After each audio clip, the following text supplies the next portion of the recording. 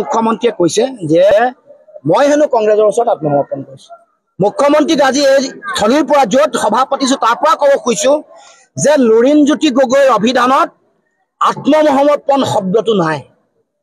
আপুনিহে বাৰে বাৰে বিভিন্ন সময়ত আত্মসমৰ্পণ আৰু বিশ্বাসঘাতকতা কৰি আহিছে। লুৰিণজ্যোতি গগৈয়ে বিগত সময়ছোৱাতো কাৰো ওচৰত আপোচ কৰা নাই, আত্মসমৰ্পণ কৰা নাই।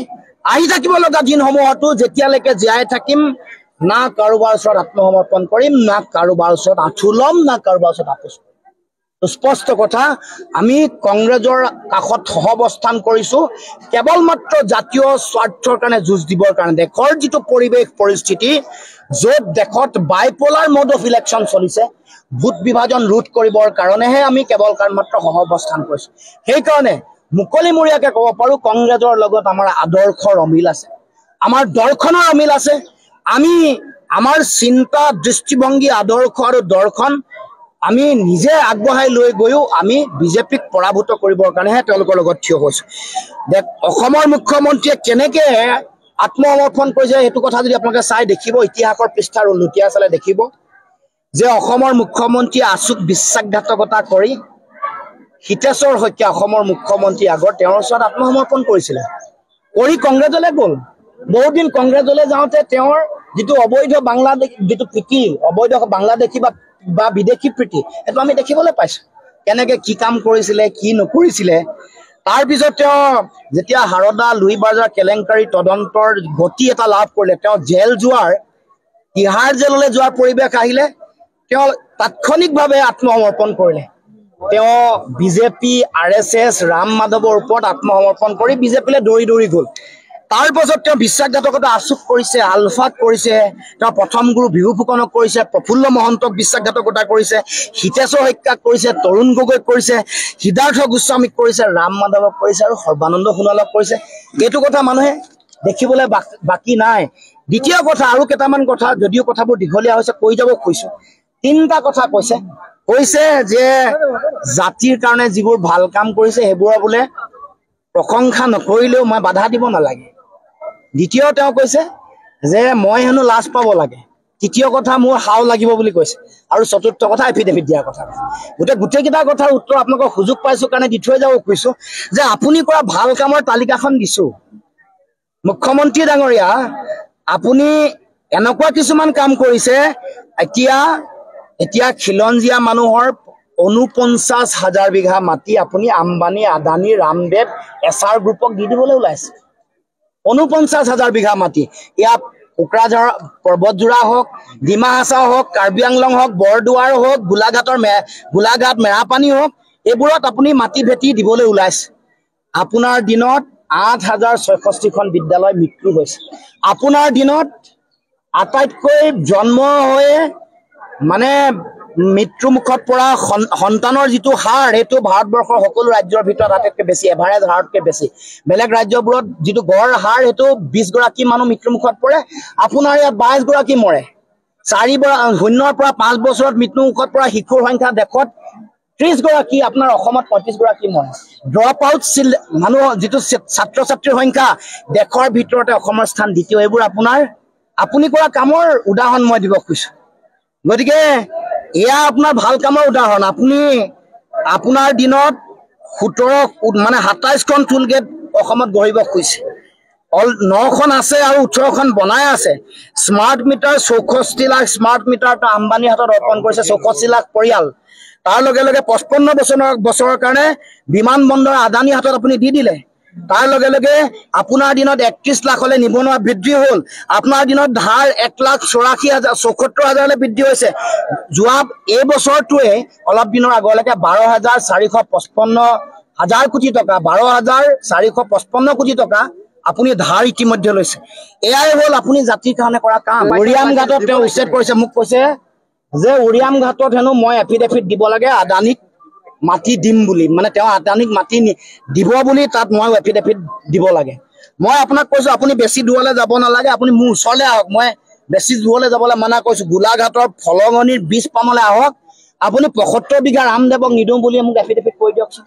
আপুনি কাৰ্বি আংলঙলৈ আহক, আপোনাক মই প্ৰত্যাহ্বান জনাইছো যে 4,000 একৰ মাটি 20 জুনত আম্বানীৰ লগত চুক্তি স্বাক্ষৰ নাই কৰা বুলি কমপ্লেক্স বায়োগেছৰ নামত আপুনি চুক্তি স্বাক্ষৰ কৰি দিয়ক। আপুনি এফিডেভিট দিয়ক। আপুনি কোকৰাঝাৰ পৰ্বতজোৰা ৩,৬০০ বিঘা মাটি নাই আদানীক নিদিয়ে বুলি এফিডেভিট কৰি দিয়ক। আপুনি ডিমাহাছাওৰ ৬,০০০ বিঘা চিমেণ্ট কোম্পানী আদানীক খুলিবৰ কাৰণে নিদিয়ে বুলি এফিডেভিট কৰি দিয়ক। আপুনি নগাঁৱৰ মিকিৰ বামুণীত আপুনি কাৰ্বি আদিবাসী মানুহক উচ্ছেদ কৰি ২৭৬ বিঘা মাটি বেলেগক নিদিওঁ বুলি আপুনি চহী কৰি দিয়ক।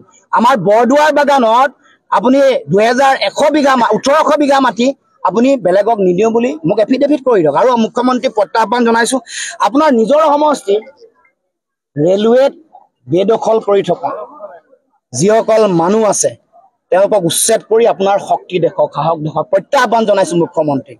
আপুনি শুৱালকুছিৰ অৱস্থাটো বেয়া কৰিলে, শুৱালকুছিৰ শিল্পটো অৱস্থা বেয়া কৰিলে আপোনাৰ দিনত। আপুনি জালুকবাৰী ৰেলৱে মাটিত যিসকলে বেদখল কৰি আছে তেওঁলোকক উচ্ছেদ কৰাৰ দমটো দেখুৱাওক। আৰু কাৰ্বি আংলঙৰ উত্তৰ বৰবিলক উচ্ছেদ কৰাৰ মুখ্যমন্ত্ৰী যদি দম আৰু সৎ সাহস আছে মোক এফিডেভিটত লিখি দিব যে ইয়াত উচ্ছেদ কৰিব। তেওঁ কৈছে যে অসম চুক্তিৰ পিছত বিদেশী উচ্ছেদ কৰা বা খেদা তেওঁ একমাত্ৰ ব্যক্তি, গতিকে এই ক্ষেত্ৰত কি ক'ব? একমাত্ৰ মুখ্যমন্ত্ৰী। বিদেশী উচ্ছেদ যদি কৰিছে কিয় কৰায়ত্ব নাই কৰা? সেইটোৱে মৌলিক প্ৰশ্ন। কিয় মাটি দিছে? ধুবুৰীত উচ্ছেদ কৰা বিদেশীক এক কঠা মাটি দিম বুলি কৈছে, ৫০,০০০ দিম বুলি কৈছে। আপোনালোকে সংবাদ মাধ্যমত বাতৰি পৰিৱেশন কৰিছে। গৰুখুটিত যিসকলক উচ্ছেদ কৰিছিলে তেওঁলোকক ১ বিঘাকে মাটি দিলে। ক'ত দিলে? গলগাঁৱত দিলে। কাজিৰঙাত যাক উচ্ছেদ কৰিছিলে তাক ১৪,৭২,০০,০০০ টকা দিলে। মই এইবোৰতো তথ্যৰ ওপৰত কৈছো। আৰু বটদ্ৰৱাত যাক উচ্ছেদ কৰিছিলে হাতৰ পৰা ১২ লাখ নে ১৫ লাখ টকা দিলে। গতিকে এইবোৰ আপোনাৰ মোৰ টকা পইচা নহয়। গতিকে এই কথা, এই যে বিদেশী বুলি কৈ তেওঁ যে কৰায়ত্ব কৰা নাই, তেওঁ যে তেওঁলোকক বিতৰণ কৰা নাই, বিদেশীৰ ওচৰত আত্মসমৰ্পণ মুখ্যমন্ত্ৰীয়ে কৰিছে। বিদেশীৰ ভোট দৰকাৰ হৈছে সেইকাৰণে মাটি দিয়া আৰম্ভ কৰিছে। বিদেশীৰ ভোট দৰকাৰ হৈছে সেইকাৰণে তেওঁ এনেকে পইচা দিয়া আৰম্ভ কৰিছে। গতিকে মুখ্যমন্ত্ৰী মনত ৰাখিব, আপোনাৰ পত্নীয়ে যেনেকৈ ধন সোণ যেনেকৈ গ্ৰহণ কৰিছে, যেনেকৈ বাগান কিনিছে, যেনেকৈ ভিজিয়াৰ মাটি অধিগ্ৰহণ কৰিছে, যেনেকৈ মাটি কিনি আপুনি আপোনাৰ ৰাষ্ট্ৰীয় যিটো ঘাইপথ আগতে বেলেগ ফালে আছিলে আপোনালোকে টানি তাৰ কাষে আপোনাৰ মাটিৰ কাষে ৰাষ্ট্ৰীয় ঘাইপথ লৈ যাব কৈছে। এইবোৰ কথা মানুহে পাহৰি যোৱা নাই। ১৮ বছৰ নহওঁতে ১৭টা কোম্পানীৰ মালিক আপোনাৰ পুত্ৰ। এইবোৰে আপোনাৰ কাম। এইবোৰ কামতহে আপুনি লাজ পাব লাগে। আপুনি লাজ কিয় পোৱা নাই মই বুজি পোৱা নাই। আপুনি মাটি যেতিয়া দৰকাৰ হয়, আপোনাৰ মাটি ঘৰততো মাটি খাইটি আছে, এতিয়া আপোনাৰ অফিচাৰো মাটি খাইটি বনাইছে, জুনিয়ৰ মাটি খাইটি, তেওঁলোকক আগতীয়াকে পঠাই দিয়ে। আপুনি যদি মাজুলীত মাটি লাগে আপোনাৰ অফিচাৰ গৈ আগত, দুগৰাকী নাম, এগৰাকী মহন্ত, এগৰাকী কাঠকটীয়া, আপোনালোকৰ এফালেও আছিলে কাঠকটীয়া গৰাকী। মাটি যেতিয়া দখল কৰিব লাগে তেওঁলোকক আগতে পঠাই দিয়ে। গতিকে লাজটো আপুনি পাব লাগে। আৰু মই ভগৱানৰ ওচৰত প্ৰাৰ্থনা জনাইছো যাতে আপোনাৰ ল'ৰা আৰু ছোৱালী আছে তেওঁলোকৰ যাতে পাপ নালাগে। আপুনিতো কৰ্মফল কৰিছে, সমগ্ৰ অসমৰ মানুহক আপুনি আপোনাৰ পত্নীক বদনামী কৰিছে। এতিয়া আপোনাৰ পুত্ৰ আৰু কন্যাৰ যাতে পাপৰ ফল নালাগে তাৰ কাৰণে আপোনাৰ দিনত আপোনাৰ ভাল কামৰ আৰু খতিয়ান দিছো নহয়। আপুনি গৰু চিণ্ডিকেট চলাই আছে, আপুনি চুপাৰী চিণ্ডিকেট চলাই আছে, আপুনি কয়লাৰ চিণ্ডিকেট চলাই আছে, ড্ৰাগছৰ চিণ্ডিকেট বন্ধ কৰিম বুলি মদৰ দোকান বহাইছেতো আপুনি। আপুনি ভাল কাম কৰিছে। চৰিত্ৰ পাঠৰ কিতাপ এখন আপুনি ল'ৰা ছোৱালীবোৰক পঢ়িবলৈ দিছে, এইটো ভাল কাম কৰিছে। কিন্তু আপোনাক সোঁৱৰাই দিছো যে চৰিত্ৰ পাঠখন আপুনিও পঢ়ক, নহলেনো আপুনি শিক্ষকসকলক ইমান বেয়াকে অপমান কৰেনে? অন কেমেৰা অপমান কৰিছে। অসমৰ জ্যেষ্ঠ ব্যক্তিসকলক আপুনি অপমান কৰে। আপুনি মহাবিদ্যালয়ৰ অধ্যক্ষক, অৱসৰপ্ৰাপ্ত অধ্যক্ষক আপুনি বেয়া ব্যৱহাৰ কৰে।